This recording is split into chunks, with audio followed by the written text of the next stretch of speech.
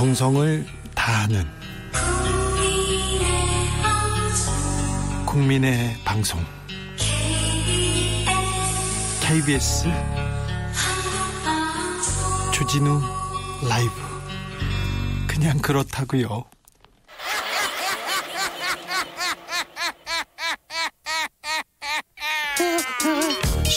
발로 뛰는 기자, 탐구하는 기자, 세상의 질문을 마구 던지는 기자, 기자가 본 오늘의 세상, 기자들의 수다. 라이브 기자실을 찾은 오늘의 기자는 한결의 김민아 기자입니다. 안녕하세요. 네, 안녕하세요. 요새 무슨 일로 바쁘세요? 좀 본격적인 청문회 국면이 시작돼서요. 네? 통합당 의원들도 조금씩 바빠지게 된 것 같습니다. 통합당 의원들 청문회 준비는 열심히 하는군요. 네, 열심히 하고 있고 어제 이미 경찰청장과 방통위원장 청문회는 치렀는데요. 시작했죠? 네? 예, 또 청문 보고서를 양쪽 다 채택해주면서 네? 깨끗하게 하루는 또 보냈고. 시작을 어떻게 보면 매끄럽게 시작했다고 봐야 되나요? 그렇게 막 발목을 잡고 그러진 않은 것 같아요. 네, 오히려 이제 박원순 시장 사건 가지고만 공방이 조금 있었고, 네? 후보자 자질에 대해서는 다들 좀 인정을 해주는 분위기였습니다. 아, 그래요? 이제 칼을 갈고 있는 게 목요일에 이인영 통일부 장관 후보자 청문회, 그리고 다음 주 박지원 국정원장 후보자 청문회가 있습니다. 이인영 통일부 장관 후보자 얘기 좀 할까요? 쟁점이 좀 있나요?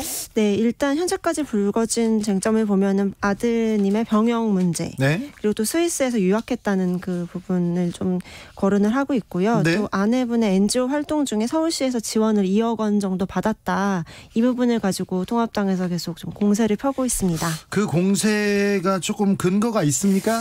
사실 아들 병역 문제나 유학 문제는 조금 이미 규명이 된 부분이 있습니다. 규명이 됐어요? 네, 일단 자금은 어떻게 처리를 했다, 이런 부분을 다 자료를 제출하면서 사실 그 의혹은 규명이 된 것으로 보이고, 네. 또 부인 이보은 씨가 상임이사로 있는 비영리단체 농부시장 마르쉐가 예. 2017년부터 2020년까지 4년간 서울시에서 2억 원 보조금을 받은 것에 대해서 좀 공세를 폈는데, 네. 여기에 대해서도 오늘 이인영 후보자가 약식 기자회견에서 2008년에서 11년 사이 국회의원이 아니었고, 또 그 시절은 이명박 정권 오세훈 서울시장 시절인데 NGO 활동이지 그게 어떻게 좀 민주당 정권과 연결된 것은 전혀 아니었다라고 해명을 하면서 사실상 좀 그런 의혹들은 성실하게 해명을 하고 있는 걸로 보입니다. 아까 2017년에서 2020년 4년간 서울시에서 2억 원 받았다고 했는데, 네. 활동 기간이 2008년에서 11년으로 아예 달라요? 네. 그 2008년에서 11년에 자신이 국회의원도 아니었기 때문에 NGO 활동 중에 자기가 국회의원으로서 도움을 준 게 없다는 취지로 해명을 한 겁니다. 네, 지켜보죠. 예. 그런데 미래통합당의 관심은 이인영 후보자도 아니고요. 사실은 일로 가 있어요. 처음부터. 이인영은 그렇고 우리는 박지원 잡는다, 이 얘기를 예전부터 했습니다. 그렇습니다. 일단 박지원 국정원장 후보자 청문회는 아직 일주일 정도 남았는데도 벌써부터 공세가 굉장히 뜨겁습니다. 어떤 공세인가요? 일단 그저께죠. 주호영 원내대표가 박지원 후보자를 향해서 적과 내통하는 사람이라고 발언을 해서 굉장히 좀 논란이 됐습니다. 그런데 이게 저는 좀 자충수가 될 것 같은 그런, 여기서 논란이 굉장히 커졌어요. 네, 맞습니다. 적과 내통하는 사람을 어떻게 국정원장 자리에 앉히느냐라는 주장을 거듭하고 있는데요. 예. 여기에 대해서 이제 대통령까지 이례적으로 좀 매우 부적절하다라면서 강하게 불쾌감을 좀 표시를 하셨습니다. 내통이란 단어가 좀 그렇습니다.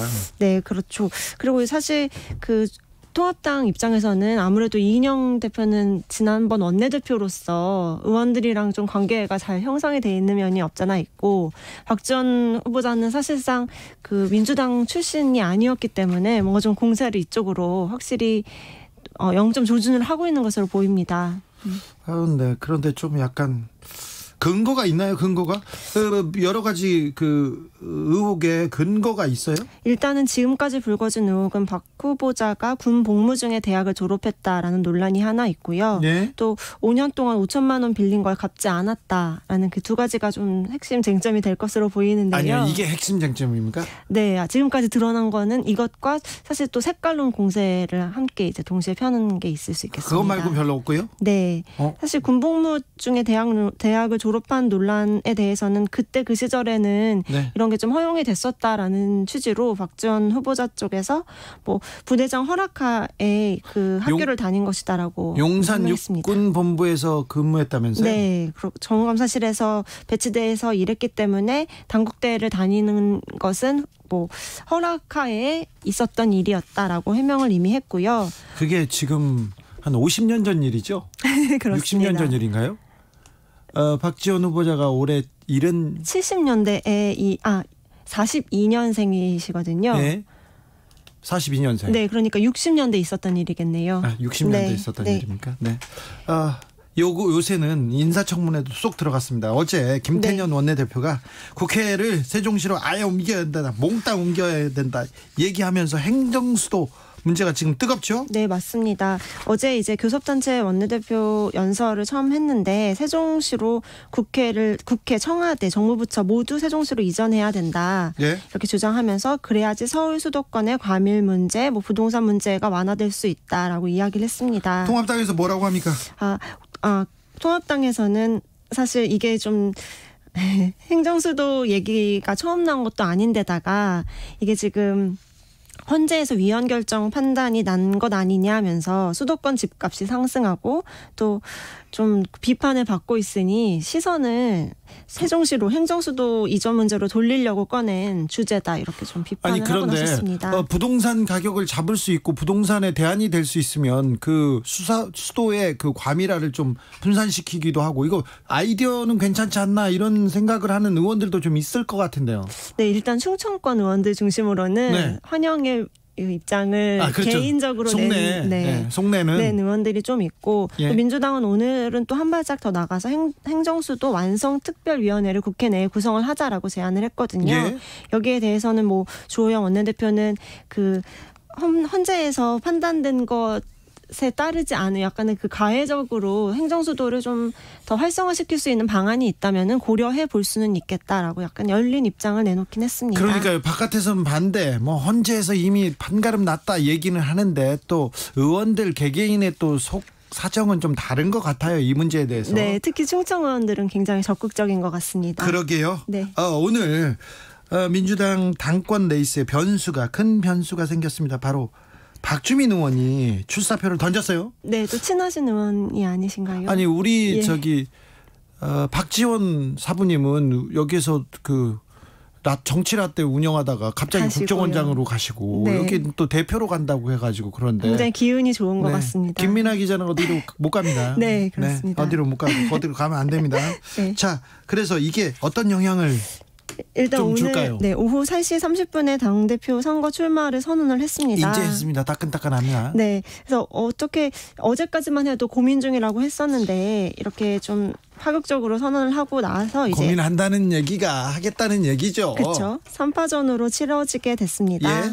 일단은 박주민 최고는 대표급 반열에 오르고 지난번에 최고위원이었는데 최고위원 선거를 할 때 월등하게 2등이었어요. 맞습니다. 1위죠. 1위로 21.28%의 예. 득표로 1등을 했습니다. 그리고는 그 이후에 했던 일을 잘한다는 그런 국민적 지지가 있고요. 아무래도 젊은 층에서 변화를 갈망하는데 거기에 또 좀 부합하는 그런 후보가 아닌가 그런 생각 응원하는 사람들도 많이 있습니다. 그런데 이게 이 대권 판도 이 당권 판도를 어떻게 흔들어 놓을지 이게 걱정입니다. 네, 사실 어느 정도로 파급력이 있을지는 조금 더 지켜봐야겠는데요. 예? 일단 이낙연 후보가 아무래도 가장 강한 상대이긴 하잖아요. 예? 근데 나이 차이가 꽤 많이 납니다. 이낙연 후보가 1952년생이고 예? 박주민 후보는 1973년생으로 사실 신구의 대결처럼 보여져요. 예? 민주당 당원들이 어떻게 좀 선택을 할지에 관심이 굉장히 모이고 예? 또 사실 박주민 의원 경우에는 이번에 당선이 되지 않더라도 자신의 몸집을 좀 키울 수 있는 그렇죠. 네, 상황이고 정치인으로는 또 미칠 게 없는 그런 도전입니다. 또 사실 다음 재보궐선거에 서울시장 후보군으로도 사실 이름이 많이 오르시는 분이기 때문에 네. 이번 당대표 도전을 통해서 어떻게 좀 더 성장하실지가 좀 기대됩니다. 박주민의 당대표 도전 양강구도에 어떤 변화가 있을지는 내일 김부겸 당대표 후보에게 물어보겠습니다. 내일 출연하는데 박주민 어떻게 생각하세요? 이렇게 물어보겠습니다. 네. 그리고 김부겸 후보한테 당부하고 싶은 거 그리고 물어보고 싶은 거 있으면 저한테 이렇게 문자로 보내주세요. 그럼 저도 제가 따로 물을게요. 문자 보내겠습니다. 네, 보내주십시오. 네. 최고위원 민주당 최고위원 출마는 누구 했죠? 네, 지금 사실 최고위원 기근이 되지 않을까 이런 생각이 좀 있었어요. 처음에는 그랬죠. 예, 근데 관심도 없고. 막판에 지금 9명이 출마를 하게 됐습니다. 예. 지금 여성 의원으로는 이재정, 양향자 의원이 출마를 했고요. 또 이재정, 양향자. 네, 그리고 이원웅, 노웅래, 한병도, 소병훈, 김종민 그리고 원혜여, 염태영 시장이죠. 네. 이렇게 지금 되게 많은 숫자가 출마를 하면서 네. 24일에 이제 만약에 9명이 넘어가면 컷오프까지 거치게 돼 있었거든요. 네. 좀 어느 분한테 표심이 모일지도 관심사입니다. 최고위원에 출마하신 분들 중에서도 이게 궁금하거나 어떤 비전을 가지고 있는지 궁금하다고 하면 청취자들이 부르라면 제가 또 부르겠습니다. 그러니까 여기에 대한 의견도 주십시오. 저희는 청취자들이 시키는 대로 하는 청취자들만 떠받드는 그런 방송입니다. 네. 김정훈 님이 부동산이랑 별개로 서울 집중 분산해야 됩니다. 공공기관들 싹 다 지방으로 이전시켜 주세요. 이렇게 얘기했습니다. 5497님은 부동산 문제와 사교육 문제는 수도권 과밀화.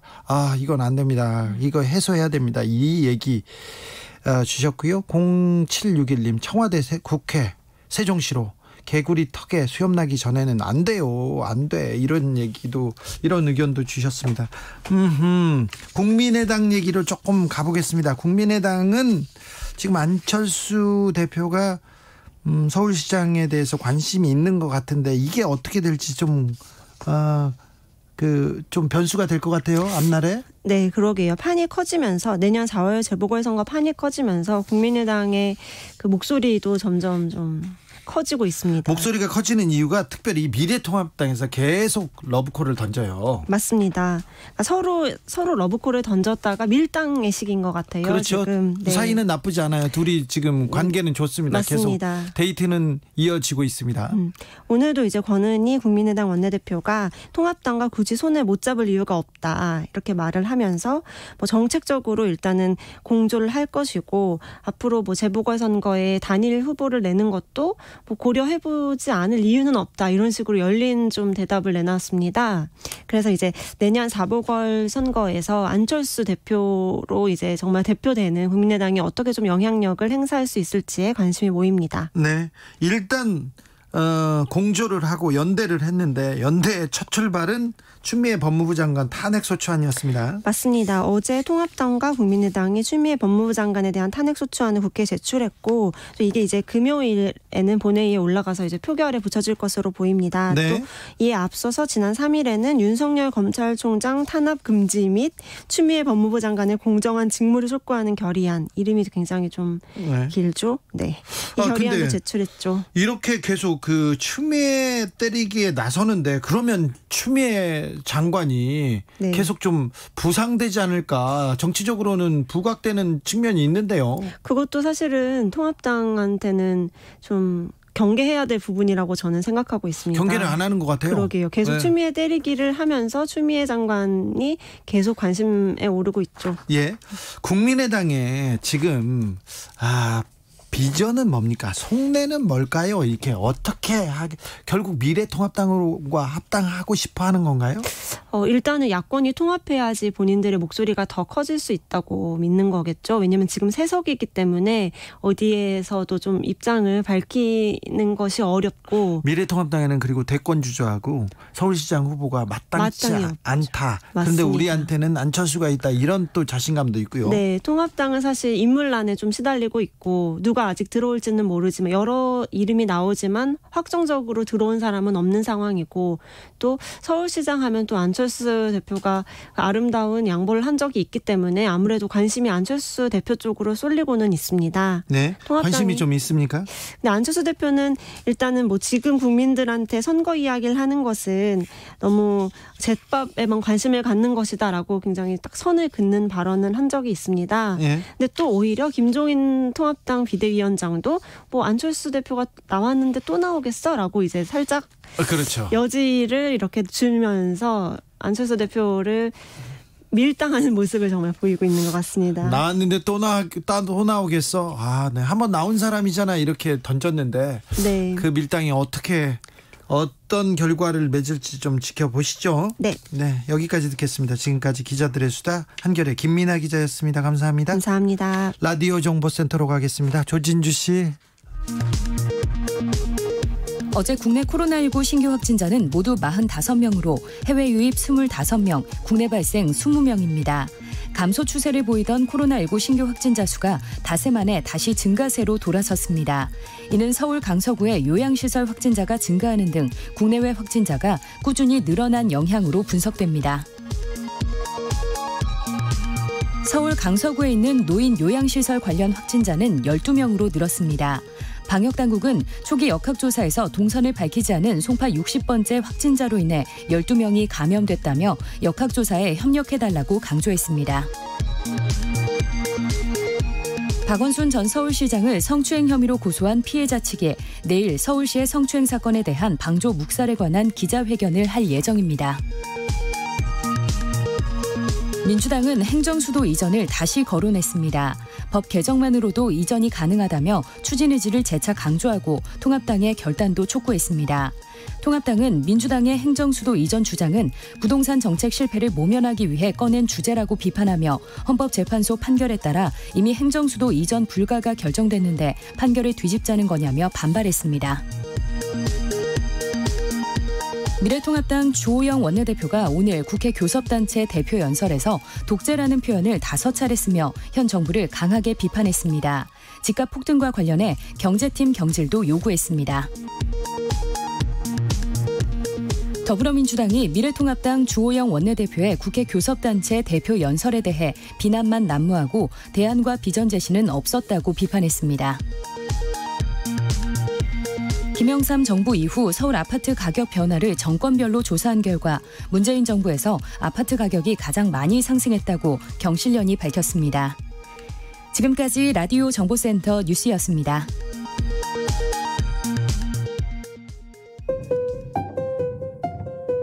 정치 피로, 사건 사고로 인한 피로, 고달픈 일상에서 오는 피로. 오늘 시사하셨습니까? 경험해보세요. 들은 날과 안 들은 날의 차이. 여러분의 피로를 날려줄 저녁 한 끼 시사 추진우 라이브.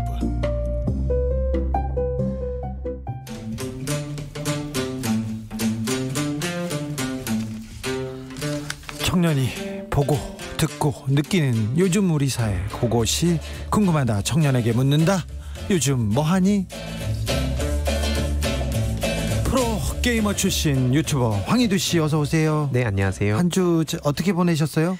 요즘 좀 정치랑 좀 무관한 친구들 만나면서 네. 이런저런 다양한 이야기들 듣고 있습니다. 어떻게 놀아요? 뭐 되게 다양하게 노는데 네. 특히 뭐 연애에도 관심이 많고 네. 특히 뭐 아무래도 내 집 마련의 꿈 이런 것도 좀 많은 관심을 갖고 있습니다. 아니 20대가 20대 30대가 왜 이렇게 내 집 마련에 관심이 있다는 거예요? 뭔가 당장은 아니더라도 네. 언젠간 내가 열심히 일하고 뭐 예를 들어서 20대 같은 경우에 스펙 쌓고 또 취업하고 그러면은 내가 집 한 채쯤은 살 수 있지 않을까, 이런 기대를 좀 이렇게 플랜을 세우지 않습니까? 뭐 그런 차원에서 그런 기대와 플랜을 세워요 20, 30대가? 요즘 엄청납니다. 저는 아직도 그런 생각을 안 하고 있는데요. 자, 그러니까 나 그거 궁금했어요. 요새 20, 30대가 갑자기 비트코인에 쑥 빠져들더니 그리고는 주식 투자로 다 갔어요. 예. 주식 투자 많이 하죠, 주변에. 주위에 특히 비트코인 앞에 말씀 주셨는데 그 열풍도 어마어마했었고 예. 주식 얘기도 좀 많이 하더라고요. 근데 저는 잘 몰라가지고 네. 그 돈 많이 잃을까봐. 네. 아니 왜 그 본전 찾는 게 그렇게 어려운가 봐요. 주식하는 사람들의 목표가 항상 본전이에요. 그것 때문에 머리를 싸매고 이렇게 하는데 20, 30대가 주식 열풍이 불더니 지금은 부동산으로 갔다면서요. 예, 주식과 부동산 이야기가 아무래도 또 특히 20대 후반 지나고 나서부터는 되게 빠질 수 없는 이야기로 등장합니다. 20대 30대가 연애가 첫 번째 그 관심사가 아니라 주식하고 부동산이라니 저는 좀 충격적입니다. 예, 그 뭐 앞에 말씀 잠깐 이렇게 해주시긴 하셨지만 그 지금 돈을 한마디로 안정적으로만 살아서 월급쟁이로는 내가 집 한 채도 못 사겠다, 이런 두려움이 있어서 두려움이 좀 있는 거죠. 예. 내가 열심히 살아서 열심히 그 직장 다니고 일하면 그 집 한 채는 가지고 그 생각을 못 하는 거구나 지금. 예. 그래서 2329님이 다 주기자처럼 막 살 수는 없잖아 이렇게 얘기했는데 죄송합니다. 네. 아무튼 그래서 그 주위에서 특히 뭐 주식이나 뭐 비트코인이나 이런 걸로 떼돈 벌었다 이런 이야기들이 좀 주위에 퍼지다 보면 또 되게 와전도 되지 않습니까? 네. 근데 그런 거에 신경을 안 써야겠다 생각하면서도 신경을 써요. 점점. 예, 점점 더. 네. 거기에 요즘은 유튜브까지도 지금 포함이 되고 있는 상황 같은데 네.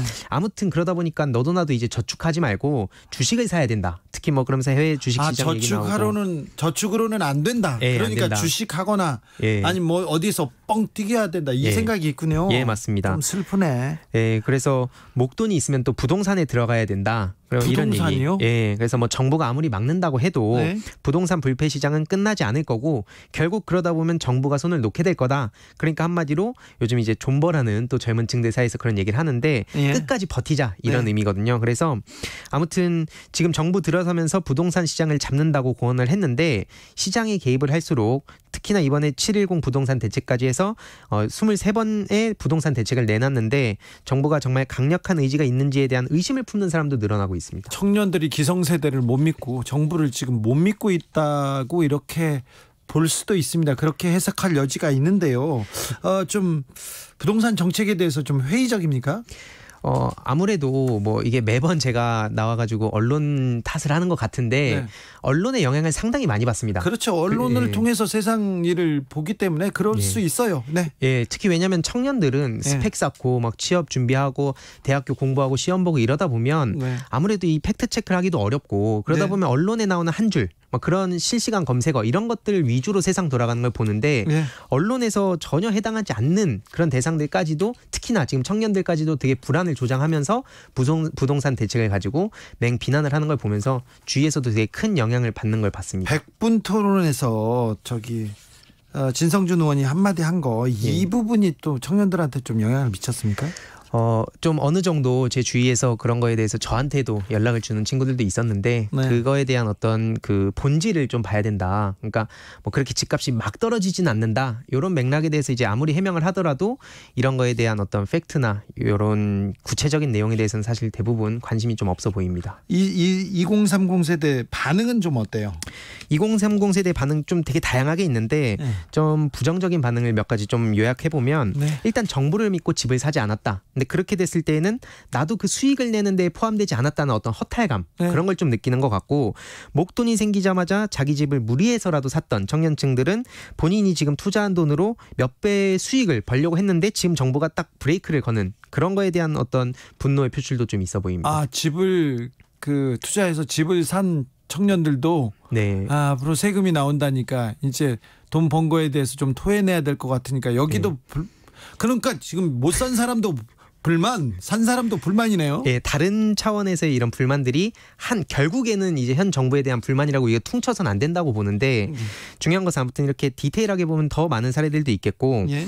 특히 그 부동산 대책으로 뒤늦게 사려고 했던 청년들은 앞으로 기회가 박탈됐다 이런 그렇죠. 인식. 이게 걱정이에요. 네. 청년들이 열심히 일하고 열심히 노력해도 안 된다 이런 그 생각을 심어주는 것 같아서 안타깝습니다. 예, 그래서 어떤 그런 차원에서의 뭐 그 기성세대들을 향한 좀 때로는 또 도넘은 비난까지도 보이는 상황이고요. 예. 그래서 아무튼 현 정부가 지금 그런 의지를 꺾었다 뭐 이런 식으로까지 과하게 좀 해석하는 청년들도 좀 있어 보였습니다. 그렇게 해석할 수 있는 여지도 좀 있습니다. 네, 예. 네. 뭐 반성합니다. 저도 기성세대로. 예, 뭐 이해로도 양도소득세가 좀 높인다고 했을 때 그에 반해 종부세는 좀 낮은데 예. 그럼 정부가 바뀔 때까지 버티기를 하지 않겠냐? 그럼 누가 팔려고 할 테냐? 결국 이렇게 또 얘기가 나오고 양도세를 낮추고 판매할 수 있게 탈출구를 좀 줘서 그러면서 만약에 판다고 해도 또 좋은 집, 그러니까 한마디로 서울이라든지 역세권 이런 데 있지 않습니까? 그런 데를 누가 팔겠냐? 결국엔 그럼 안 좋거나 서울 아닌 곳에만 매물이 나올 텐데 청년층들은 그런 데에 가서 살라는 거냐? 이런 인식도 좀 있어 보입니다.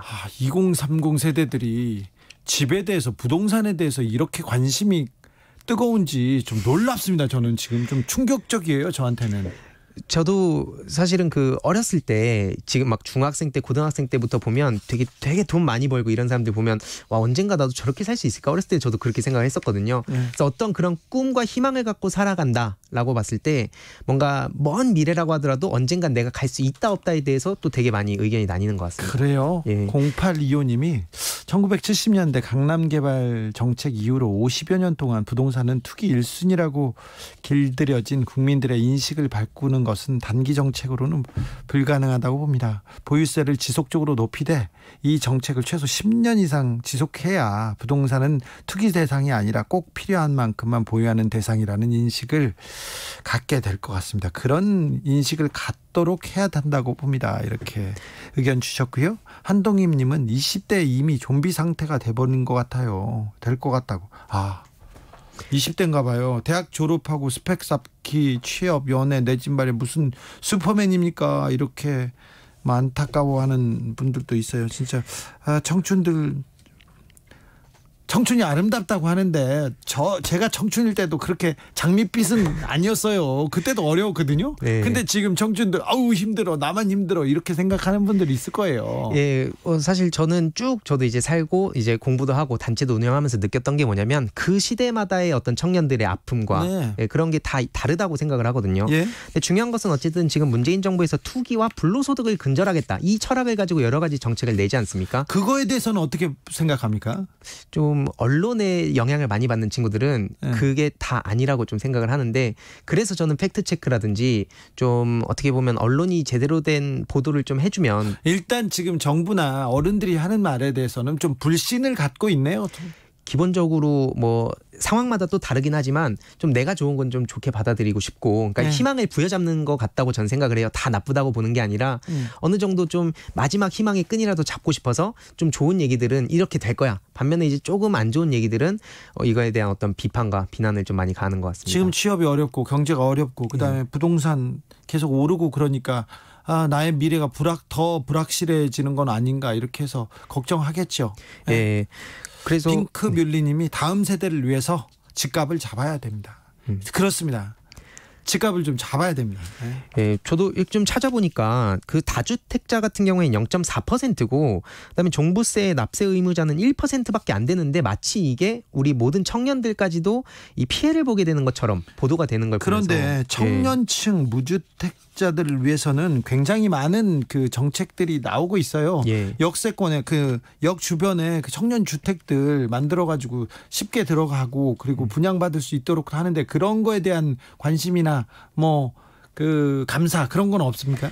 저도 좀 많이 이제 주위에서 실제로 서울에 오게 됐을 때 여러 가지 그 서울시 각종 정책들을 찾아보게 되고 그런 사례들을 보면서 생각보다 이런 걸 찾는 거에 대해서, 그러니까 이 기존에 있는 정책을 찾는 것도 좀 어려워하는 것 같아요. 네. 어디 들어가가지고 이게 또 나한테 혜택이 될까? 그리고 중요한 것은 단계가 좀 복잡하다 보니까 대충 찾다가 이건 안 되겠어라고 포기하게 되고, 나는 아니야 뭐 이렇게 생각하죠. 이건 나한테 안 될 거야 이렇게 생각하는 경우도 좀 많이 봤습니다. 예. 그래서 이게 물론 너무 쉽게 하는 것도 대안이라고 보진 않지만 좀 정책을 쉽게 좀 누군가가 설명도 해줄 필요도 있고, 또 실제로 찾아보니까 청년들 같은 경우에는 신혼 그 희망타운 15만 호를 또 이렇게 예고를 했고, 일반 주택 공급할 때 신혼부부 특별 공급도 이제 20-30% 확대하겠다 이런 내용도 있었거든요. 네. 하지만 이런 내용들이 잘 안 나오는 게 좀 저는 개인적으로 가슴이 아팠습니다. 참 집에 대한 청년들의 관심 큰데 이 부분에 대한 조금 안전장치를 만들어줘야 됩니다. 어른들이. 그렇죠. 그런데 내가 어디에서 살 것인가 이게 불안했기 때문에 계속 부동산에 매달리는 거 아닌가. 청년들이 꿈과 그리고 사랑에 이렇게 목을 매야 되는데 부동산에 목을 메고 주식을 쳐다보다니요. 제가 좀 충격이었습니다. 검언유착 이런 뉴스에도 청년들이 좀 관심이 있습니까? 원래는 없었는데 최근에 아무래도 그 추미애 법무부 장관과 윤석열 검찰총장 이야기가 지금 뭐 한동훈 검사장과 또 녹취록 이야기 막 지금 좀 핫하지 않습니까? 그래서 좀 일시적으로 관심을 보이는 사람들도 좀 있었습니다. 제 주위에서도. 어떻게 관심을 갖습니까? 일단은 그냥 뭐가 맞는지 모르겠다. 그러니까 이제 제가 그래서 주위 친구들하고도 얘기할 때 좀 재밌는 게, 넌 어쨌든 편파적이지 않냐 이런 식으로 그냥 어떤 객관적인 정보를 듣고 싶어 하는데 사실 그게 쉽지 않지 않습니까? 네. 그래서 그런 부분에서 진실을 알고 싶어 하는 사람들은 좀 많은데, 진실을 알고 싶으면 주진우 라이브를 들으라고 하세요. 그 사람들이 이렇게 알려주면 이게 쉽게 정확하게 이렇게 설명해 준다고 그런 얘기를 좀 해요. 저 나올 때 꼭 보라고 하고 있습니다. 아, 그렇습니까? 네, 잘하고 있습니다. 네. 그런데 자, 이 내용은 어떻게 보고 있어요? 일단은 도대체 뭐가 맞는 거냐 앞서 말씀드렸듯이 좀 의아해하는 반응들이 많고 특히 기사량이 너무나 많이 쏟아지는데 또 너무 많이 나오니까 모르겠어. 예. 이런 사람 많죠? 예. 그래서 이걸 좀 요약을 해줬으면 좋겠다. 예. 그런 반응들도 있고 특히 최근에 윤석열 검찰총장이 탄압을 당하고 있다라고 생각하는 사람도 있었고 또 반면에 추미애 법무부 장관이 잘못하던 것 같다고 생각하던 반응들 중에서도 최근에 채널 A 기자가 구속되지 않았습니까? 네. 그래서 그런 반응 보면서 뭐지? 이것도 내가 알던 거랑 다른 건가 하는 그런 반응도 좀 있었습니다. 네. 기사가 너무 많아서 정보가 너무 많아서 제대로 이렇게 전달이 안 됐을 가능성도 좀 커요. 예. 좀 일반 대중들의 반응 보고 어떤 생각 들었어요?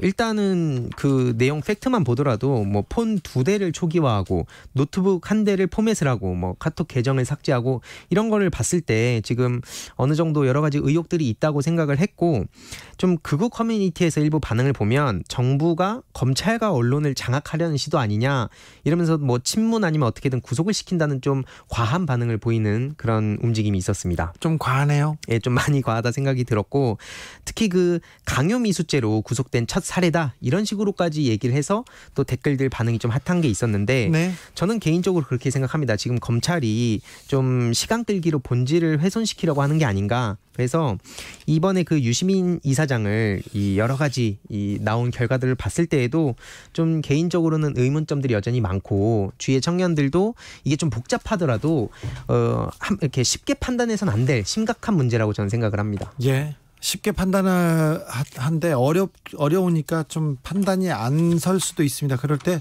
주진우 라이브 아시죠? 네.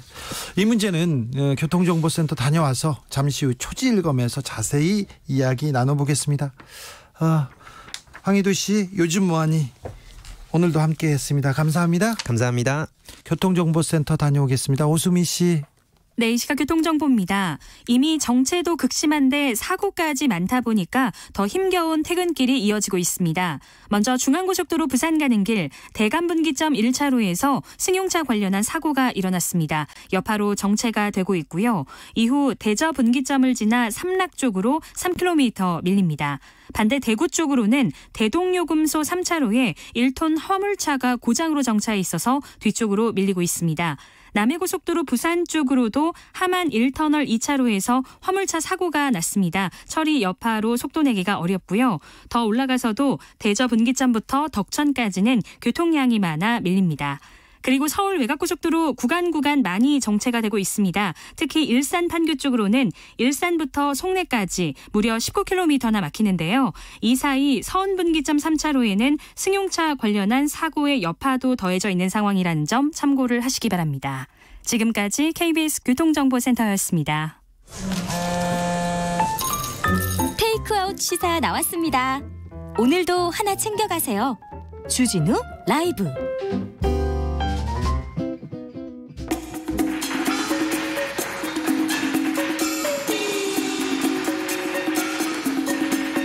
대한민국 검사는 공익의 대표자로서 정의와 인권을 바로 세우고 범죄로부터 내 이웃과 공동체를 지키라는 막중한 사명을 부여받았다. 용기 있는 검사, 따뜻한 검사, 공평한 검사, 그리고 바른 검사가 되자. 검사들이여 초심을 찾자.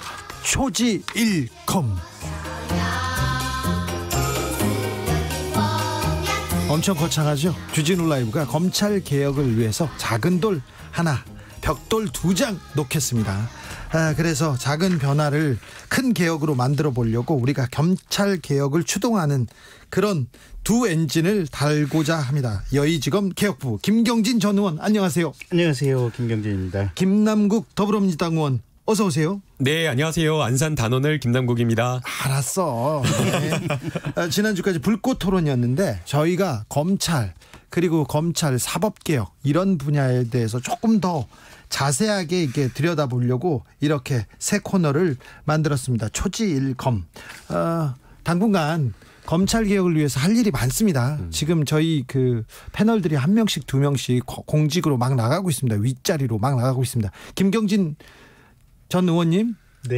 가시면 안 됩니다. 당분간 우리가 방송을 해야 됩니다. 할 일도 없어요. 네, 김남국.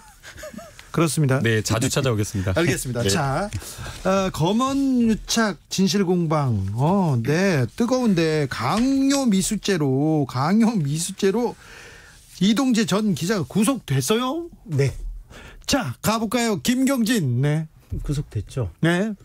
결국은 제가 지난주까지 대검 안에서 네. 죄가 안 된다는 의견이 있고 예? 그래서 이제 신중하게 접근해야 한다라고 하는 그렇죠. 이제 취지로 얘기를 드렸는데 대검 안에서 신중하게 접근해야 네. 된다는 의견이 많았어요. 예. 그런데 근데 어쨌든 영장이 나왔어요. 법원에서 영장이 나왔으니까 이제 판사께서 구속할 만하다라고 판단을 하셨던 것 같고 일단 그렇게 봐야죠. 네, 그래서 이제 이동재 기자 같은 경우는 어쨌든 지금 현재로 보면 기소가 될 것이고 네. 기소되면 아마 유죄 판결이 될 확률이 매우 높은 것 같아요. 여기서 한 걸음 더. 그러면 한동훈 검사장은 어떻게 될까요? 이거 검사와 기자에서 한 다리를 건너서 검사한테 가야 되는데. 그게 어제 오늘 이제 그 녹취록 전문이라고 해가지고 네.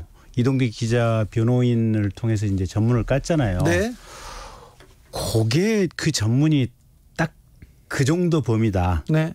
라면 제가 보기에는 한동훈 검사장 공범으로 볼 수는 없는 것 같아요. 김남국. 네, 우선은 그 채널A 기자에 대해서 영장이 발부가 되었는데요. 네. 이 구속영장 발부 사실 혐의 사실 자체가 강요 또는 강요 미수인데요. 네. 이걸로 영장이 발부되는 경우는 사실 거의 없습니다. 거의 없죠. 근데 이게 위협이고 네. 협박이라고 김남국 의원께서 계속 강조했죠. 네, 그래서 이게 그냥 아마 법원에서는 단순하게 강요나 강요 미수라고 보진 않은 것 같습니다. 예?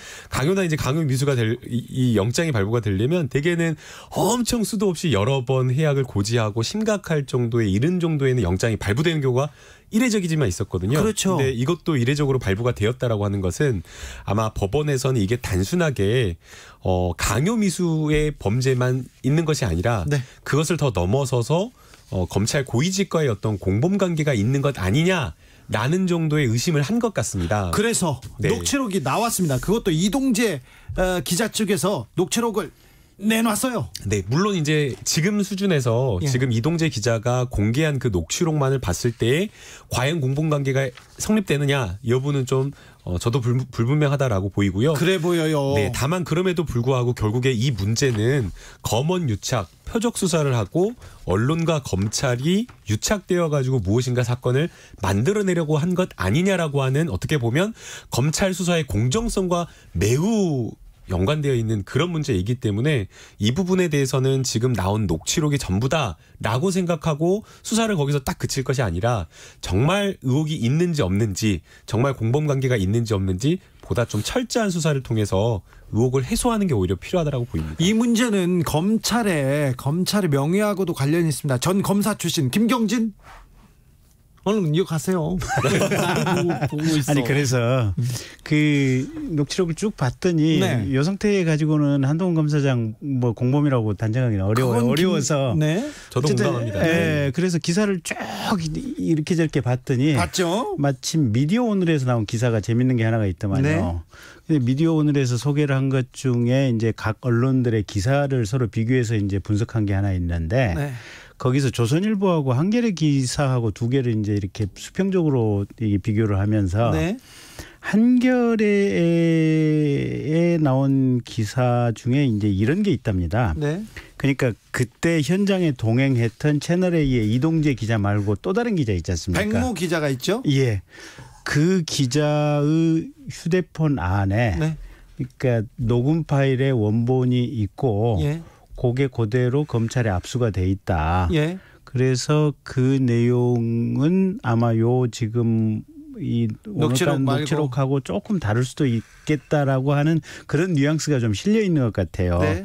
그래서 그 부분을 좀 명확히 보면 아마 좀 판단이 가능하지 않을까 싶긴 해요, 보면. 네, 수사팀에서도 비슷한 취지의 이야기를 했는데요. 지금 이동재 기자의 변호인 측에서 공개를 한 녹취록 전문이 전부가 아닐 수도 있다. 전부가 아니다라는 취지로. 전문을 공개한다고 놓고 전문을 공개하지 않았어요, 지금 사실은. 전부가 아니다라는 그 취지의 성명을 내놨기 때문에 네.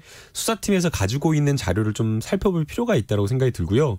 그다음에 이번에 영장이 발부되면서 사실 영장 구속 사유에 공모관계를 의심할 만한 상당한 자료가 있다라는 그런 표현이 들어가 있거든요. 그렇죠. 예, 그렇다라고 하는 것은 지금 현재 단계로서 변호인 측에서 공개한 자료만으로는 공모관계가 불분명하지만 그러나 적어도 수사하고 있는 자료 또는 구속영장이 발부되었을 때의 그 자료를 봤을 때에는 수사의 필요성은 인정되는 상황 아닌가. 예. 그러면 지금 상황을 놓고 예단해가지고 공모관계가 안 된다라고 하면서 보도를 하는 것은 사실 어떻게 보면 추측성 보도고 방향을 만들어가려고 하는 보도이기 때문에 좀 적절하지는 않은 것 같습니다. 근데 이제 이쯤 되면 네. 제가 보기에는 그 백모 기자가 깔 수도 있는 것 같아요. 그럴 수 있을 것 같아요. 네, 네. 두고 보시죠. 네, 뭐. 8166님이 채널A 기자가 일부러 부산까지 내려가서 검사를 만나서 그 정도 얘기를 나눴는데 이게 공모가 아니라고요. 이렇게 안타까워. 그 8166 분은 조금 상황 맥락을 좀 더 아셔야 되는 게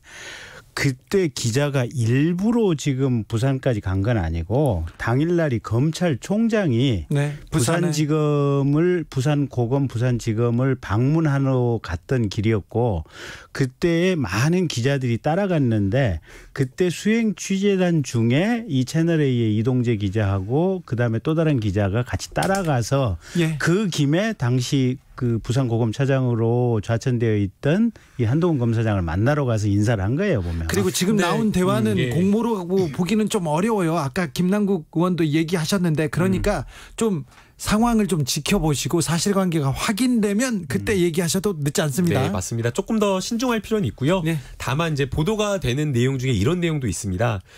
사실 그 피해자, 협박의 피해자라고 하는 사람은 수감되어 있었기 때문에 그 대리인이라고 하는 지모 씨가 이 기자를 만났던 거였잖아요. 네. 근데 이 지모 씨 같은 경우에는 과연 이 기자가 정말 검찰과 유착 관계에 있는지 정말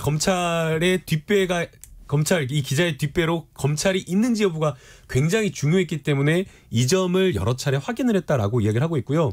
적어도 이 피해자라고 하는 사람의 대리인은 그것을 확인했다라고 지금 이야기를 하고 있기 때문에 이 부분은 조금 유의 깊게 볼 필요가 있다라고 저는 생각이 듭니다. 근데 이게 저는 검사 생활 한 10몇 년 했던 경험에 비춰보면 전과가 많은 사람들의 얘기는 그렇게 섣불리 믿어서는 안 돼요. 이제 그게 하나가 있고 네.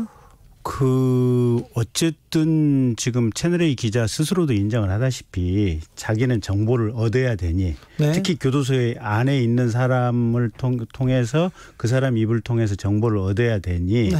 그래서 검찰이 뒷배가 있다고 하는 것을 자기는 과장해서 얘기할 수밖에 없었다라고 지금 누차 그런 얘기를 하고 있는 거 아니에요. 네. 그리고 합리적으로 생각을 해보면 기자가 취재 욕심이 나면 능히 그럴 수도 있는 거예요. 그래서 이거는 뭐 그럴 가능성 자체를 아예 배제하고 뭐 확인을 안 해보는 것은 좀 이상은 하지만 그 얘기가 있다 그래서 거기에 꽂혀가지고 그 얘기가 맞다라고 생각하는 것도 좀 무서워요. 그러나 또 합리적으로 생각해 보면 말도 안 되는 기자인 거죠. 야, 그렇죠. 네, 왜냐하면은 없다라고 하는데 없는 것을 막 찾아내려고 만들어내라는 정도의 그런 어떤 취재를 보였고 글쎄, 그 과정에서 검찰과의 어떤 유착 관계를 이야기를 하고 녹취록이 있다라고 하면서 그 부분을 믿게 해줄 수 있을 정도의 증거를 제시하면서 심지어 이런 얘기까지 해요. 대개는 이게 일반 전화로 녹취를 하지 않고 카카오톡, 보이스톡 이런 걸로 해가지고 따로 또 녹취를 해놓은 게 있다라고 매우 구체적 정황을 공범 관계가 인정될 만한 구체적 사실을 진술을 하고 있는 녹취가 있다라고 하고 있거든요. 저도 기자 시절에 정말 정보 하나를 얻으려고요. 저는 외국에도 몇 번 갔어요. 비행기 타고 그냥 만나달라고 가기도 하고 어떤 사람을 설득하기 위해서 새벽 3시, 4시, 새벽 3시에 전화가 옵니다. 그러면은 그분은 술이 취해서 전화했어요. 제가 지금 가고 있습니다. 와. 근처에 있습니다. 제가 어딘 줄 알고요. 제가 10분 안에 갈게요. 그렇게 하고 달려가기도 했어요. 와. 뭐든 합니다. 그런데 이 채널A 기자들의 수준은 조금 말이 안 돼요. 기자들이 봐도 선을 한참을 넘었는데 그분들은 또 이렇게 녹음을 다 했더라고요. 얘기를 하는 것 자체가 그렇게 중요하지 않은 것도 다 녹음을 하는 걸 보면 좀 신기했어요. 근데 기자들 거의 녹음하는 거 아닌가요? 그러니까 녹음하는 건 중요하지 왜냐하면 않고요. 지난번에 그 윤석열 청문회 때도 그 어디 언론사인가 그 무슨 뭐 7, 8년 뉴스타파 전에 얘기했던 거 그대로 다 녹음돼 있잖아요. 보면 그 윤석열 검사한테 그때 물어봤던 거 그대로 녹음이 돼 있잖아요. 그러니까 거의 요새는 기자들하고 대화하는 내용들은 다 녹음된다고 사회적으로 다 알고 있는 거 아닌가? 이렇게는 생각해야 되는지는 몰라도 그게 녹음이 그게 아니, 뭐 녹음은 할 수 있는데요. 근데 이제 이 부분은 좀 달라요. 녹음은 할 수 있는데 기자가 사실을 쫓아가야 되잖아요. 그러니까 사실이 있다는 것을 보고 적극적인 취재를 할 수는 있는데 사실이 있는지 없는지조차가 불분명한데 그것을 막 압박해서 만들어내려고 하는 것 아니냐. 그 점에 좀 이상하다라는 거죠. 아니 그 기자가 그러니까 이동재 기자가 취재를 하면서 쓴 편지에 취재 노력을 하면서 쓴 편지에 오버되는 문구나 내용이 들어가 있는 것은 사실이지만 그렇다고 해서 그 편지 내용에 뭘 조작해서 뭘 내라 이런 내용은 없잖아요. 보면. 그렇게 얘기하시는 것은 사실은 김용께서도 조금 오버하시는 것 같고 내가 보기에는 아니 기자 입장에서는 그게 유시민 당시 작가께서 거기 가가지고 무슨 강연하고 강연료를 꽤 두둑히 받으셨잖아요. 보면. 70만 원인지 몇십만 원이야. 네, 어쨌든 그래서 이제 그런 연관관계성이 있다 보니까 기자 입장에서는 이거 취재할 만한 거리가 된다라고 생각을 했을 거 아니에요. 아니요, 그럴 수 있어요. 그런데 거기에서 이제 도를 넘었다는 게 문제고 그렇죠. 영장이 나왔죠. 그러니까 영장이 나왔지. 영장이 나왔습니다. 자, 7461님이 우와 참 어렵게 가네요. 검사장을 그 정도 사칭했다면 검사장이 기자를 고발하면 간단하잖아요. 얘기하고 정영수님도 이동재 변호사가 왜 한동훈을 변호하고 있지? 이거는 분명히 피해자인데 이 부분에 대해서 약간 그렇습니다. 자기도 미안했겠지 뭐. 미안해서 심플하네요. 아니 그러니까 결국에는 이게 죄가 되냐 안 되냐 지금 여기서 어떻게 논하겠어요. 기록을 보지도 않고 그 말도 안 되는 일이고요. 적어도 상식적으로 이런 일이 있었다라고 하면 우리가 어떻게 해야 될까요? 만약 이런 의심을 받으면 더 적극적으로 검찰에 나가가지고 해명하고 소명하고 내 억울함을 뭐 풀려고 하는 그런 노력을 보여야 되는데 지금 상황을 보면 한동훈 검사장이 엄청 피해자인데 그러면 검찰 오히려 수사에 응하는 모습을 보여야 되고 또 그다음에 검찰로서는 굉장히 의심스러운 상황이 발생했기 때문에 검찰총장이 더 철저하게 수사하라라는 그런 수사 지휘를 해야 되는데 오히려 지금 수사팀의 수사를 막는 모습을 보이고 지금 피의자는 소환조차 하지 않은 상태로 진술조차 안 받고 있으니까 그게 상식적이지 않다라는 거예요. 이제 조사하겠죠? 조사해야죠. 조사해야 되는데 솔직히 얘기하면 난 이거 모르겠어. 이거요? 왜냐하면 너무 정권이 이 사건에 대해서 민감하게 반응하는 거예요. 저도 왜냐하면 지금 김남국 의원도 마찬가지죠. 이렇게 그렇게 중요한 사건은 아니고 그렇게 아니 기자들 입장에서 기자도 그렇고 검사도 그렇고 검사들 같은 경우 그렇잖아요. 현직 장관이라든지 뭐 현직 국회의원이라든지 뇌물 받은 거 한 건 밝혀내는 것이 사실은 검사들 로망이라고. 그렇잖아요. 기자들도 보면 정말 대단한 단독 특종 하나 하는 것이 기자들이 꿈이잖아요. 보면 그거 찾아보려고 이 기자가 물론 나쁜 짓을 했지만 선을 많이 넘었다니까. 편지 쓰고 뭐 하고 하는 것이 우리 사회에서 그렇게 죽일만 할 정도로 그게 나쁜 짓인가. 죽일 만큼 나쁜 짓이라고 저는 생각이 듭니다. 그게 이제 단순하게 강요나 협박을 한 게 아니에요. 검찰 수사의 신뢰를 땅에 떨어뜨리는 그 사건이거든요. 그리고 이 사건 한 달 전에 무슨 일이 있었어요. 제보가 있었는데 특수부가 사건 진술을 만들어내려고 77번, 뭐 80몇 번을 불러가지고 수사를 했다라고 이야기를 하고 있는 거거든요. 그러면 이것은 왜 이렇게 정권이 이것을 보냐라고 할 것이 아니라 오히려 검찰 스스로가 이 수사 과정에서의 위법성은 있었던 것이 아닌가 오히려 더 철저하게 들여다봐야 되는데 그렇게 하지 않고 검찰이 이것을 감싸고 숨기려고 하니까 당연히 법무부 입장에서는 검찰을 수사지휘하고 감독하는 입장에서 여기에 대해서 문제 제기를 할 수밖에 없는 거죠. 정용수님 다시 우리 얘기를 듣다가 문자 다시 왔습니다. 윤석열 총장이 반을 키웠어. 뭐 그런 측면이 있다고 보고 계시고요. YJM님은 윤석열 총장 눈이 충혈될 만해요. 이렇게 얘기합니다. 맞습니다. 검찰에서 이런 문제가 나왔을 때 검찰의 명예가 훼손되는 일을 기자가 해버렸어.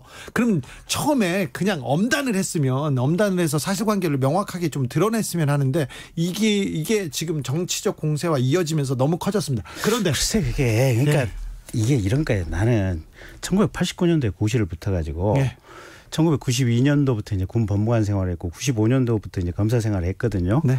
근데 이게 우리 검사 생활을 할 때 이 보면 여기는 처음에도 내가 누차 얘기했지만 편지 교도소에 들어가는 편지는 사실상 교도관들이 하시라도 읽을 수 있는 다 공개됩니다. 네, 공개된 편지잖아요. 거의 공개된 편지를 통해 가지고 자 유시민 씨 거기 비리 있으면 당신 좀 내놔라. 예. 그래야 당신 뭐 가족들이나 두루두루 좋을 거 아니냐. 안 내놓으면 두루두루 다 안 좋다. 좀 위협적인. 네, 위협적이잖아요. 그걸로 해서 구속이 됐고 그게 취재윤리 어긋나고 강요 미수죄가 된다고 지금 이제 판사께서 판단을 했는데 그게 그렇게 사회적으로 죽일 일이고 그게 그렇게 나쁜 짓인가?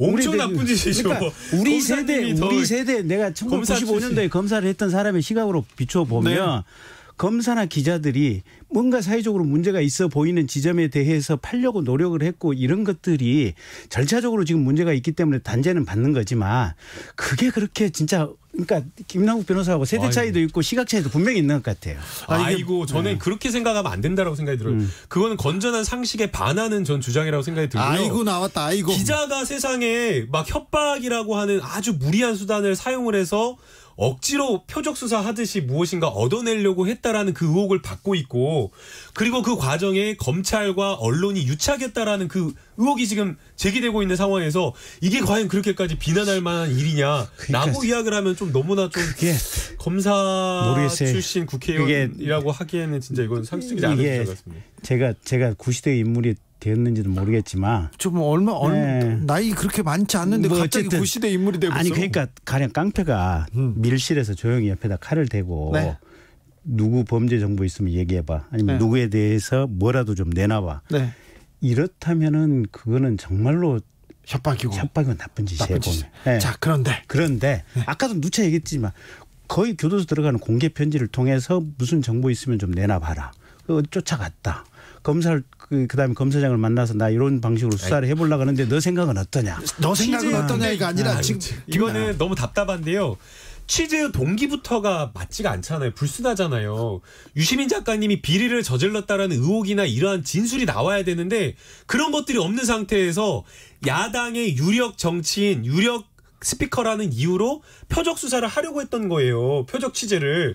그러면 그 과정에서 취재윤리를 단순하게 어긋난 것이 아니라 협박이라고 하는 굉장히 죄질이 나쁜 그러한 수단까지 저질렀고 그 과정에서 검찰까지 연루되었다라고 하는 이 문제를 어떻게 가벼이 여길 수 있습니까? 내가 그러면 법조인으로서 그런 말씀하시면 안 돼요. 내가 진짜 이건 아닙니다. 다음 주는 내가 건너뛰고 그 다음 주에 올 때 내가 채널A 쪽이나 뭐 하여간 제주권 내가 그쪽을 접촉을 해가지고 니들이 유시민을 왜 그렇게까지 그러면 타겟을 해서 취재하려고 했는지 한번 제주권 알아가지고 와서 내가 여기서 얘기를 해줘 볼게. 아 그래요?